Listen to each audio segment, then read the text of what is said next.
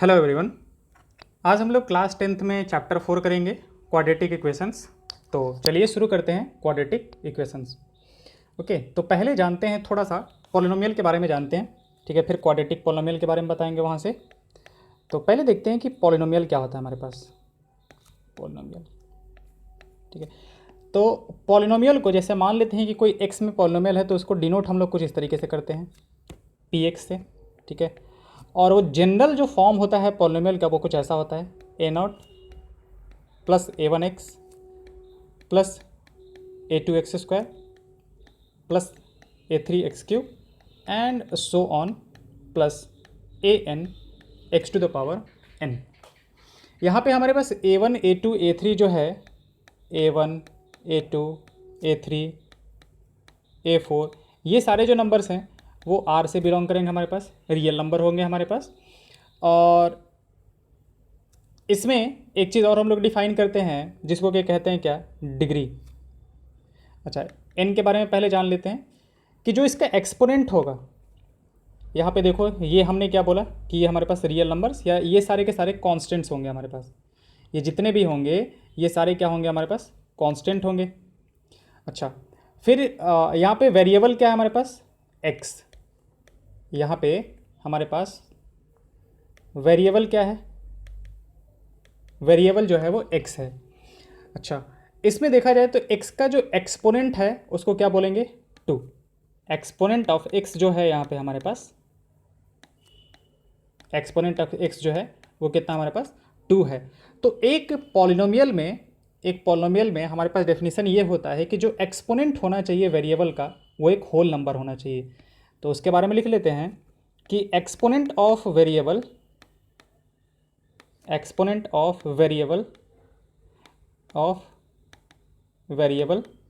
in a polynomial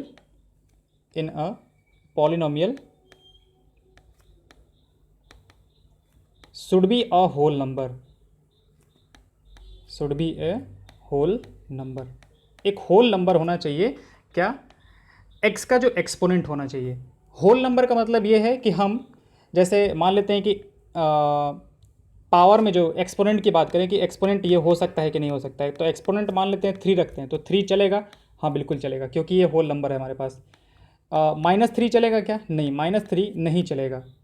-3 क्यों नहीं चलेगा, क्योंकि -3 एक होल नंबर नहीं है। 1/3 चलेगा क्या, नहीं, ये भी नहीं चलेगा क्योंकि ये भी हमारा होल नंबर नहीं है। तो इसका मतलब ये हुआ कि अगर हम एक बात करें कि ये पॉलिनोमियल है कि नहीं है, उसके बारे में अगर पूछा जाए तो x² + 2x + 3, 2x और +3 ये पॉलिनोमियल है क्या, तो हाँ ये पॉलिनोमियल है, डेफिनेटली ये पॉलिनोमियल, इसमें कोई भी दिक्कत नहीं है क्योंकि हमारे पास x का जो एक्सपोनेंट है वो यहाँ पे 2 है और यहाँ पे 1 है, दोनों के दोनों होल नंबर हैं, तो ये पॉलिनोमियल हो जाएगा हमारे पास।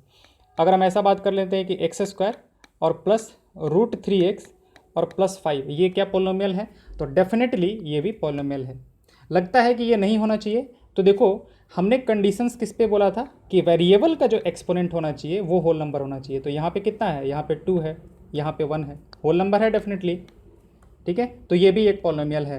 अच्छा, और मान लेते हैं कि हम बात करते हैं कि √3 x⁴ और +3 ये है क्या हमारे पास, तो नहीं, ये भी हमारे पास पॉलिनोमियल नहीं है।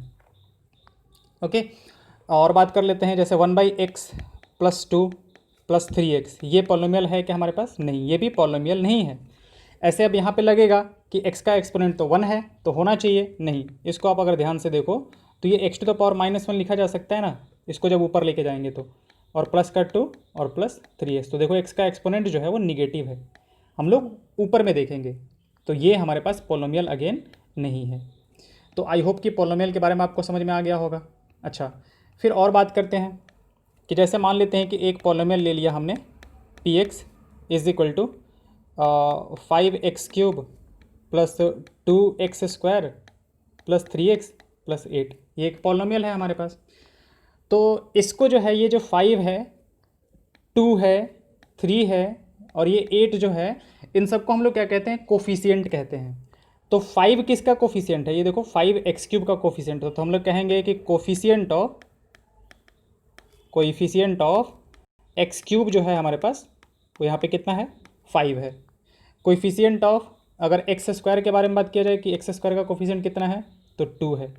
कोफिशिएंट ऑफ x कितना है, तो कितना है 3 है। वैसे ही कोफिशिएंट ऑफ क्या लिख सकते हैं, x टू द पावर 0 लिख सकते हैं, क्योंकि x टू द पावर 0 जो होगा वो 1 होगा, इसको ऐसे लिखा जा सकता है। तो इसका कोफिशिएंट कितना है, ये हमारे पास 8 है, या फिर इसी को हम लोग कहते हैं कांस्टेंट टर्म। ये क्या है, कांस्टेंट टर्म है, उसमें x का एक्सपोनेंट जो है वो 0 है, या फिर कह सकते हैं कि x का एक्सपोनेंट कुछ है ही नहीं। फिर पॉलिनोमियल में एक चीज़ और डिफाइन करते हैं, वो होता है हमारे पास डिग्री। ध्यान रहे कि डिग्री जो है वो डिफाइंड सिर्फ पॉलिनोमियल के लिए होता है। तो पहले देखेंगे कि जो दिया हुआ एक्सप्रेशन है वो हमारा पॉलिनोमियल है कि नहीं है। अब डिग्री क्या होता है, डिग्री होता है highest exponent of x, highest exponent of x in a polynomial. तो बात करते हैं, जैसे इसका देखा जाए तो x का हाईएस्ट एक्सपोनेंट कितना है, पहले एक्सपोनेंट देखो, यहाँ पे कितना है, यहाँ पे 3 है, x का एक्सपोनेंट यहाँ पे 2 है, यहाँ पे कितना है, यहाँ पे 1 है, यहाँ पे 0 है। तो इन सब में जो हाईएस्ट है वो कितना है, 3 है ना। तो ऊपर वाले पॉलिनोमियल के लिए जो डिग्री हो जाएगा हमारे पास, डिग्री जो होगा डेट विल बी 3। और एग्जांपल लेते हैं, जैसे मान लेते हैं कि हम आपसे पूछें कि एक पॉलिनोमियल है जो है 20x टू द पावर 20 और plus 10x to the power 21 plus 3x square. तो ये पहली चीज़ हम लोग देखेंगे कि ये पॉलिनोमियल है कि नहीं है। तो डेफिनेटली ये एक पॉलिनोमियल है, क्योंकि इसका जो एक्सपोनेंट है हमारे पास वो होल नंबर है। एक्सपोनेंट जो है वो होल नंबर, देखो आप होल नंबर कहो, होल नंबर कहो, क्योंकि होल नंबर क्या होता है हमारे पास, मतलब इस तरीके से 1 2 3 4 5 इस तरीके से आ जाएगा हमारे पास। अच्छा सॉरी, होल नंबर में हमारे पास 0 भी आ जाता है ना। हाँ, होल नंबर जो होगा हमारे पास वो मतलब उसमें 0 भी आ जाएगा हमारे पास। तो 0 किस पे आ जाएगा, जो कांस्टेंट टर्म रख लेते थे उसमें आ जाएगा। तो ये क्या होना चाहिए, इस तरीके से होना चाहिए, या फिर इसी को हम लोग कहते हैं नन निगेटिव इंटीजर्स। इसी को हम लोग कहते हैं क्या, नन निगेटिव इंटीजर्स। आप उसको होल नंबर कहो या फिर नन निगेटिव इंटीजर्स कहो। नन निगेटिव का मतलब ये कि निगेटिव नहीं होगा, बाकी सब चलेगा। तो निगेटिव नहीं होगा तो होगा क्या, या तो 0 होगा या फिर पॉजिटिव होगा। ओके, तो हमने बोला कि होल नंबर, तो यहाँ पे देखो 20 है, 20 है, 21 है, 2 है, होल नंबर है डेफिनेटली। तो इसका डिग्री कितना हो जाएगा, इसका जो डिग्री होगा इन तीनों में से जो हाईएस्ट होगा वो हो जाएगा डिग्री, यानी कि 21 हो जाएगा। ओके, तो अब आते हैं एक स्पेशल टाइप के पॉलिनोमियल पे, जिसको कि हम लोग क्या कहेंगे, quadratic polynomial. Quadratic polynomial, quad का मतलब क्या होगा हमारे पास, क्वाड्रेटिक मतलब स्क्वायर की तरह आप देख सकते हो, ठीक है। तो एक पॉलिनोमियल जिसका कि डिग्री क्या हो, 2 हो, polynomial whose degree is 2, degree is 2। जिस भी पॉलिनोमियल का डिग्री 2 होगा वो क्या कहलाएगा, क्वाड्रेटिक पॉलिनोमियल कहलाएगा। जैसे ले लेते हैं 3x square plus 4x plus 1, ये क्या है हमारे पास, ये क्वाड्रेटिक पॉलिनोमियल है। px is equal to √3x plus √5x square plus 3, ये है क्या, हाँ डेफिनेटली ये भी हमारे पास एक पॉलिनोमियल तो है ही और क्वाड्रेटिक पॉलिनोमियल भी है। तो क्वाड्रेटिक पॉलिनोमियल क्या होगा हमारे पास, जैसे और बात कर लेते हैं, px इज इक्वल टू हम ऐसे ले लेते हैं x प्लस 1 का होल स्क्वायर। तो ये होगा क्या, तो आप इसको ओपन करके देख लो, x square plus 2x plus 1, हाँ डेफिनेटली है, ये भी पॉलिनोमियल है हमारे पास। तो इसको कहते हैं हम लोग क्या, क्वाड्रेटिक पॉलिनोमियल। अब इस क्वाड्रेटिक पॉलिनोमियल को, तो जनरल जो क्वाड्रेटिक पॉलिनोमियल होता है हमारे पास, जनरल क्वाड्रेटिक पॉलिनोमियल जो होता है वो किस फॉर्म का होता है, तो जनरल जो क्वाड्रेटिक पॉलिनोमियल होगा आपका वो इस फॉर्म का होगा। किस फॉर्म का, ax square plus bx plus c। तो एक पॉलिनोमियल इस फॉर्म का अगर होता है तो उसको हम लोग क्या कहेंगे, क्वाड्रेटिक पॉलिनोमियल, ठीक है। जहाँ पे a जो होना चाहिए वो 0 नहीं होना चाहिए, ये चीज़ का ध्यान रखेंगे कि a should not be equal to 0। क्योंकि सोचो आप कि अगर a 0 हो जाए तो क्या हो जाएगा, अगर आपका a 0 हो जाए तो आपका px किस में कन्वर्ट हो जाएगा, px तो bx प्लस c हो जाएगा, यानी कि x का हाईएस्ट एक्सपोनेंट तो 1 हो गया, तो ये तो क्वाड्रेटिक नहीं बचा ना, क्वाड्रेटिक नहीं बचा तो ये क्या हो जाता है, इसको हम लोग कहते हैं लीनियर पोलिनोमियल। तो एटलीस्ट हमारा क्वाड्रेटिक तो नहीं रहा ना, इसलिए हम लोग क्या लिखते हैं कि a should not be equal to 0। अच्छा, अगर ये क्वाड्रेटिक पोलिनोमियल है तो हम लोग ये जो चैप्टर अब पढ़ रहे हैं क्वाड्रेटिक इक्वेशन, वो क्या है फिर, क्वाड्रेटिक इक्वेशन क्या होता है, क्वाड्रेटिक इक्वेशन। तो देखो क्वाड्रेटिक इक्वेशन क्या होता है कि जो हमने ऊपर में पोलिनोमियल पढ़ा है ना, जो पोलिनोमियल पढ़ा है px, अगर आप उसको 0 के बराबर कर दो, अगर आप उसको क्या करो 0 के बराबर कर दो, तो वो आपका एक क्वाड्रेटिक इक्वेशन बन जाएगा। मतलब हमारा जो जनरल क्वाड्रेटिक इक्वेशन हो जाएगा वो कुछ इस फॉर्म का दिखेगा आपको, जनरल क्वाड्रेटिक इक्वेशन। तो जनरल क्वाड्रेटिक पोलिनोमियल जो हमने ऊपर में किया था उसी को हमें क्या करना है, 0 के बराबर कर देना है। तो ये हो जाएगा ax² plus bx plus c equal to 0। ठीक है, इस चीज़ का आपको ध्यान रखना है कि ये जो होता है इस फॉर्म का जो भी हमें इक्वेशन मिलेगा, इसको हम देख के ही कह सकते हैं कि ये क्या होगा, हमारे पास एक क्वाड्रेटिक इक्वेशन होगा। ध्यान रहे कि a should not be equal to 0, क्योंकि a अगर 0 हो गया तो ये हमारे पास एक क्वाड्रेटिक इक्वेशन नहीं रह जाएगा। तो ये हुआ हमारे पास क्या, जनरल क्वाड्रेटिक इक्वेशन। जो जनरल क्वाड्रेटिक इक्वेशन का जो फॉर्म होता है वो क्या होता है, ax² plus bx plus c, जहाँ पे कि a क्या है हमारे पास, a जो है वो है कोफिशिएंट ऑफ x² का कोफिशिएंट है। ओके, b क्या है हमारे पास, b जो है वो कोफिशिएंट ऑफ x है, और c जो है हमारे पास वो c क्या है, कांस्टेंट होता है। ओके, ये हो गया हमारे पास। तो अब यहाँ पे देखो कि अगर मान लेते हैं कि हम कोई एक जनरली कोई भी एक क्वाड्रेटिक इक्वेशन ले लेते हैं, जैसे मान लेते हैं कि हम ले लेते हैं x² plus 5x plus 6 equal to 0, इस तरीके से। तो एक्चुअली होता क्या है कि ये कितने डिग्री का है हमारे पास, 2 डिग्री का है, वो क्वाड्रेटिक है। तो एक्चुअली ना इसके 2 रूट्स होंगे। अब बताते हैं कि 2 रूट्स का मतलब क्या हुआ, कि इसके 2 रूट्स होंगे। अब ये 2 रूट्स का मतलब ये हुआ कि x के ऐसे 2 वैल्यूज होंगे जो कि इसको सेटिस्फाई कर रहे होंगे। ठीक है, there will be 2 values of x, 2 values of x that will satisfy the above equation, that will satisfy the above equation। इस above equation को x के 2 वैल्यूज जो हैं वो क्या करेंगे, सेटिस्फाई करेंगे। सेटिस्फाई करने का मतलब ये हुआ कि जब आप x का वो वैल्यू रखोगे ना, तो लेफ्ट हैंड साइड और राइट हैंड साइड आपका बराबर बराबर आ जाएगा। मतलब लेफ्ट हैंड साइड भी आपका 0 के बराबर आ जाएगा। जैसे हम बताते हैं, अब आप x का वैल्यू -2 रखो, हमें पता है कि क्या है, आपको भी पता चल जाएगा धीरे धीरे। x का वैल्यू -2 रखो आप, तो -2 रखोगे तो कितना आ जाएगा, -2 का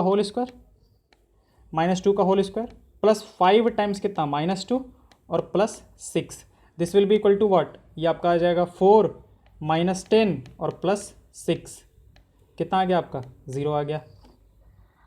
तो x का वो वैल्यू जिसके लिए कि हमारे पास क्या हो जाए, लेफ्ट हैंड साइड जो है वो 0 हो जाए, या फिर अबव इक्वेशन को क्या करे, सेटिस्फाई करे। तो इसका मतलब ये है कि -2 जो है हम लोग कहेंगे कि उसका एक सॉल्यूशन है, x equal to -2 is a solution of above equation. और हम लोग ये कह सकते हैं कि x equal to -2 is a root of above equation. आप रूट कहो, सॉल्यूशन कहो, जो कहना है वो कह सकते हो आप। ठीक है, मतलब जो भी उसको सेटिस्फाई कर रहा होगा उसको हम इस तरीके से कह सकते हैं कि वो इसका एक सॉल्यूशन है, कि x का वैल्यू -2 से लेफ्ट हैंड साइड और राइट हैंड साइड जो है वो बराबर आ जाएगा। अच्छा, यहाँ पे ये कितने डिग्री का है हमारे पास, 2 डिग्री का है ना, मतलब 2 डिग्री का है। तो जितने डिग्री का पॉलिनोमियल होता है उतने उसके रूट्स होते हैं। तो कितने रूट्स होंगे इसके, 2 रूट्स होंगे। जितने भी डिग्री का पॉलिनोमियल होगा उतने उसके रूट्स होते हैं। तो ये क्वाड्रेटिक पॉलिनोमियल है। ठीक है, तो क्वाड्रेटिक है, इसका मतलब कि इसके रूट्स कितने होंगे, 2 रूट्स होंगे। तो एक रूट्स तो आपका निकल गया। दूसरा रूट जो है हमारा वो कितना आ जाएगा, x का वैल्यू -3 आ जाएगा। मुझे पता है इसलिए हम कर दे रहे हैं। तो एक्स स्क्वायर प्लस 5x और plus 6 equal to 0।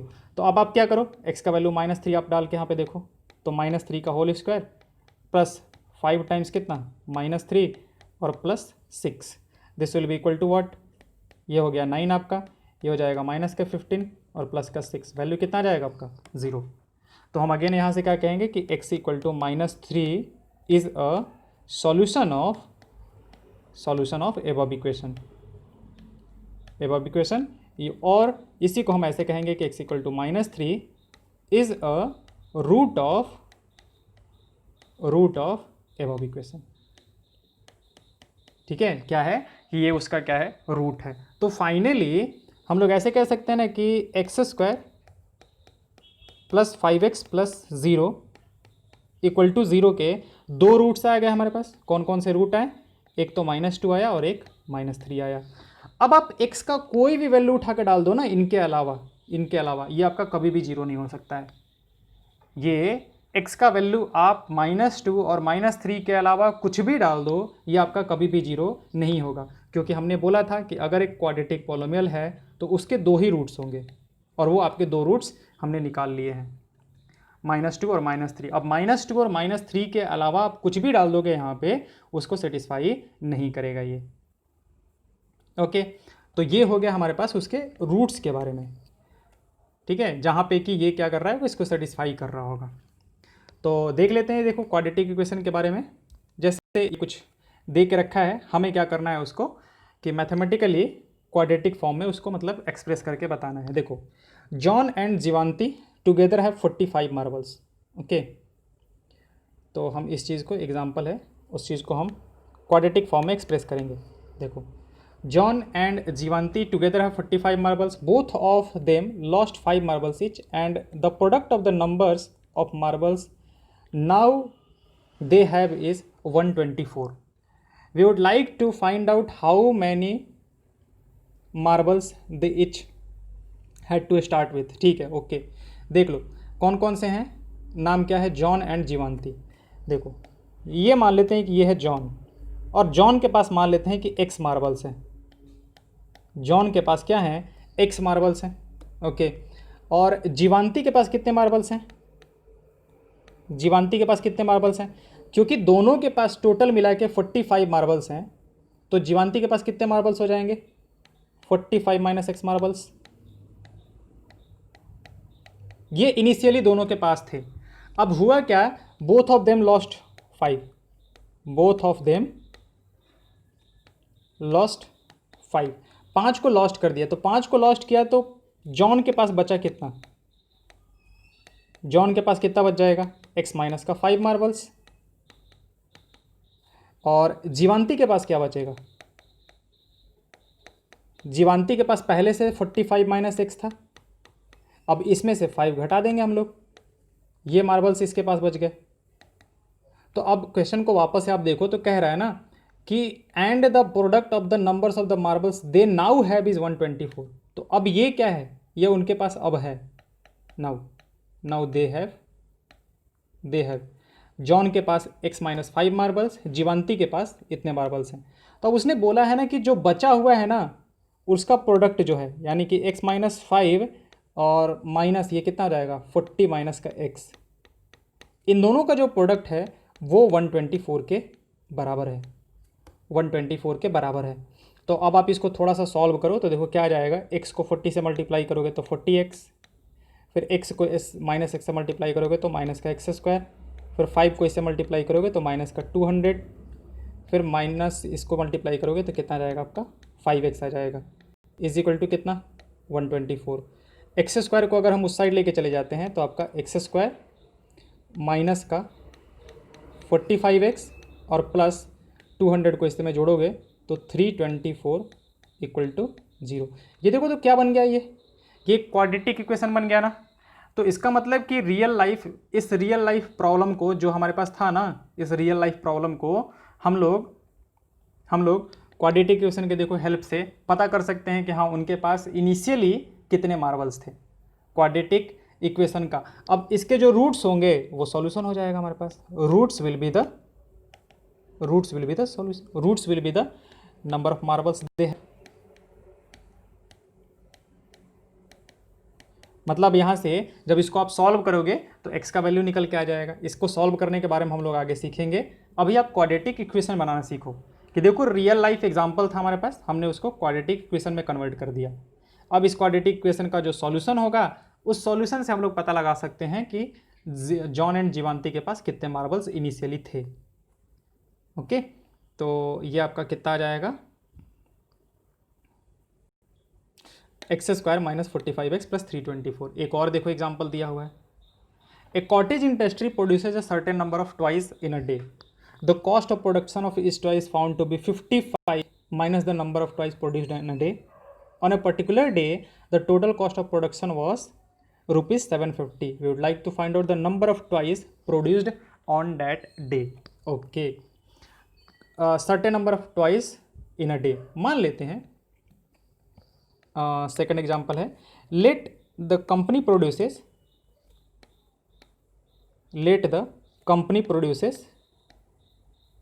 x twice per day। मान लेते हैं कि इतने ट्वाइस जो है वो पर डे। देखो आप इस चीज़ को भी हम लोग कैसे क्वाड्रेटिक में कन्वर्ट करके सॉल्व कर सकते हैं। Let the companies produce X twice per day, X twice जो है वो पर डे ये करता है। Okay, the cost of the production of each twice found to be 55 minus the number of twice produced in a day.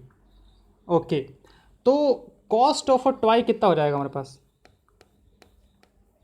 Cost of a ट्वाई जो हो जाएगा हमारे पास वो कितना होगा। उसने क्या बोला कि जितना मतलब कि ट्वाई प्रोड्यूस किया जा रहा है ना उसको 55 में से माइनस कर दो, तो कॉस्ट ऑफ ए ट्वाई कितना हो जाएगा आपका 55 और माइनस कितना x। ये क्या है, x ट्वाइस जो है वो पर डे बनाता है और कॉस्ट ऑफ ए ट्वाई कितना हो जाएगा, उसने बोला है कि 55 माइनस जितना भी नंबर ऑफ ट्वाइस जो है ना वो प्रोड्यूस हुआ हो उस दिन में, ये होगा cost of production of each ट्वाई। On a particular day the total cost of production was ₹750।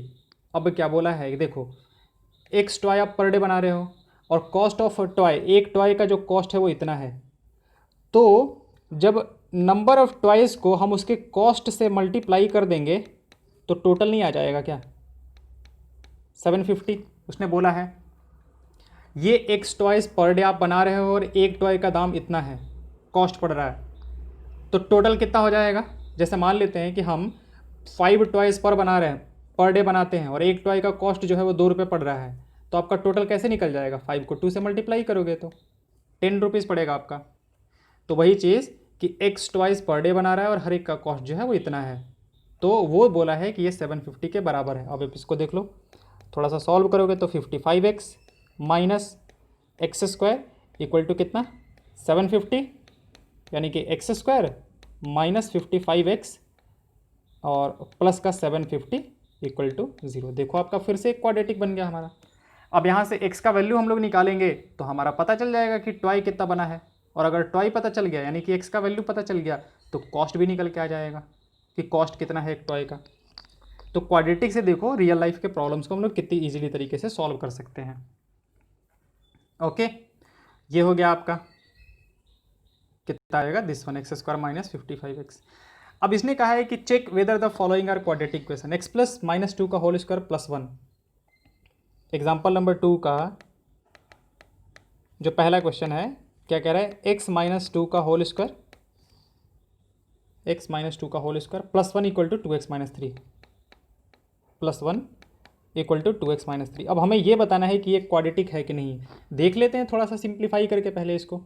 तो इसको जब सिंप्लीफाई करेंगे तो कितना आ जाएगा, ये आ जाएगा X square plus 4 minus 4x plus 1 equal to 2x minus 3।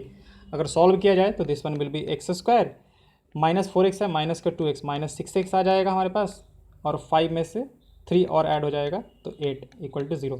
हाँ डेफिनेटली ये आपका एक क्वाड्रेटिक है, क्वाड्रेटिक इक्वेशन है, क्योंकि क्वाड्रेटिक इक्वेशन के जितने सारे कंडीशन थे वो सबको सेटिस्फाई कर रहा है कि हमारा जो एक्स का जो हाईएस्ट एक्सपोनेंट होना चाहिए वो क्या होना चाहिए 2 होना चाहिए। देखो बाकी से कोई लेना देना नहीं है, बाकी अगर नहीं भी होता ना, सिर्फ अगर एक्स स्क्वायर इक्वल टू 0 होता तो भी हम कहते हैं कि हाँ ये एक क्वाड्रेटिक इक्वेशन है। ऐसा नहीं है कि एक्स का टर्म नहीं है, कांस्टेंट टर्म नहीं है तो हम क्वाड्रेटिक नहीं कहेंगे। देखिए क्वाड्रेटिक के लिए कंडीशन ये होना चाहिए कि जो हाईएस्ट एक्सपोनेंट है वो 2 होना चाहिए बस एक्स का।